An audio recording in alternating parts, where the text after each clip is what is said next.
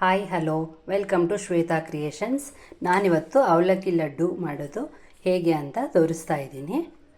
ಇದಕ್ಕೆ ಬೇಕಾಗಿರೋ ಸಾಮಗ್ರಿಗಳು: ಅವಲಕ್ಕಿ, ಬೆಲ್ಲ, ಬಾದಾಮಿ, ಗೋಡಂಬಿ ನಾನು ಇಲ್ಲಿ ಪೀಸಸ್ ಕಟ್ ಮಾಡಿ ಇಟ್ಕೊಂಡಿದ್ದೀನಿ.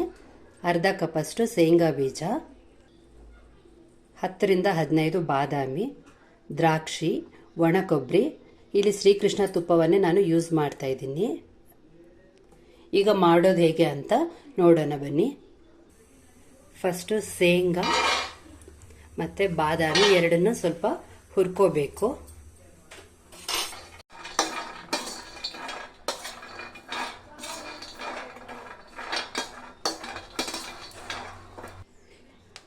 ಈಗ ಇದನ್ನು ಸೈಡಿಗೆ ತೆಗೆದಿಡ್ತಾ ಇದ್ದೀನಿ. ಈಗ 1 ಕಪ್ಪಷ್ಟು ಅವಲಕ್ಕಿ ತಗೊಂಡಿದ್ದೀನಿ. ಅವಲಕ್ಕಿನೂ ನಾವು ಚೆನ್ನಾಗಿ ರೋಸ್ಟ್ ಮಾಡ್ಕೋಬೇಕು.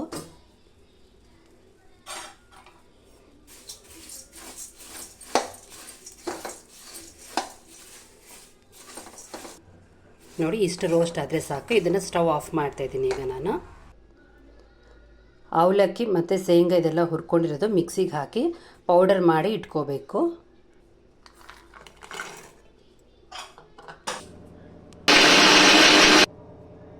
ನೋಡಿ, ಈ ಥರ ಪೌಡರ್ ಮಾಡ್ಕೋಬೇಕು. ಶೇಂಗಾ ಮತ್ತು ಬಾದಾಮಿ ಎರಡದ್ದು ಪೌಡರು. ಇದೇ ಮಿಕ್ಸಿ ಜಾರಲ್ಲಿ ನಾವು ಹುರಿದಿಟ್ಕೊಂಡಿರೋಂಥ ಅವಲಕ್ಕಿನೂ ರವೆ ಥರ ಸ್ವಲ್ಪ ಮಿಕ್ಸಿಗೆ ಹಾಕ್ಕೋಬೇಕು.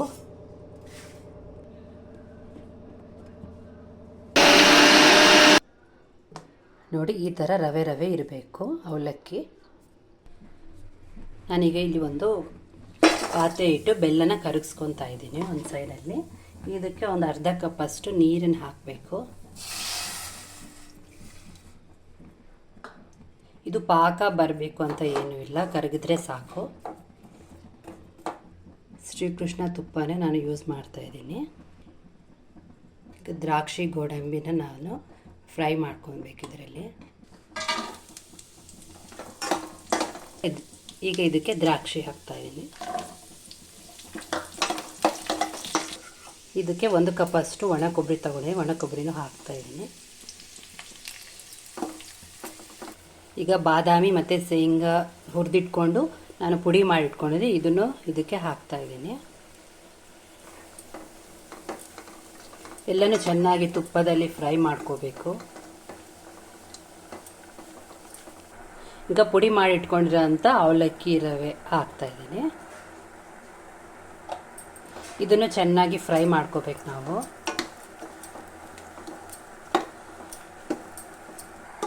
ಇದು ಬೆಲ್ಲ ಕರಿಗಿದೆ ನೋಡಿ, ಈ ಥರ ಬಂದರೆ ಈ ಥರ ಇದ್ದರೆ ಸಾಕು. ಇದಕ್ಕೆ ಪಾಕ ಬರಬೇಕು ಅಂತ ಏನೂ ಇಲ್ಲ. ಬೆಲ್ಲ ಕರಿಗಿದೆ. ಈಗ ನಾನು ಸ್ಟವ್ ಆಫ್ ಮಾಡ್ತಾ ಇದ್ದೀನಿ.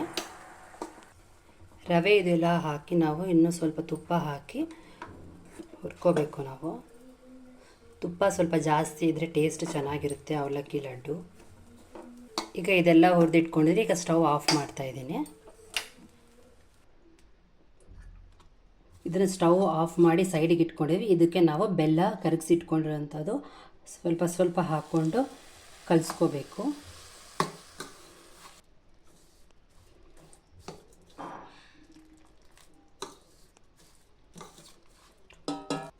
ಈಗ ಎಲ್ಲ ಬೆಲ್ಲ ಎಲ್ಲ ಕ್ಲೀನಾಗಿ ನಾನು ಸೇರಿಸ್ಕೊಂಡಿದ್ದೀನಿ ಇದಕ್ಕೆ. ಈಗ ಇದು ಸ್ವಲ್ಪ ತಣ್ಣಗಾದ್ಮೇಲೆ ಉಂಡೆ ಕಟ್ಟೋದು. ಈಗ ಇದು ತಣ್ಣಗಾಗಿದೆ, ನಾನು ಉಂಡೆ ಕಟ್ತಾ ಇದ್ದೀನಿ.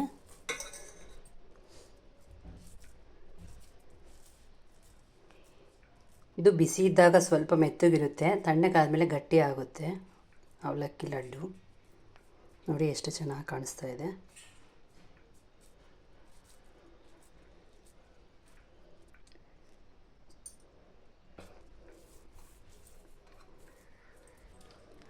ರುಚಿಯಾದ ಅವಲಕ್ಕಿ ಲಡ್ಡು ಆಗಿದೆ. Thanks for watching my video. Like, share, subscribe my video. Thanks for watching.